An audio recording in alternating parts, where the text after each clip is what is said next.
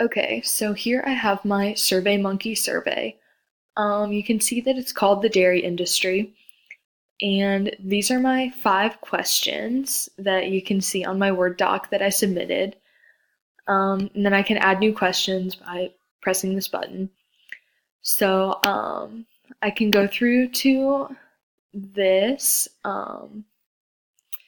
which will tell me about the scores that I got and stuff.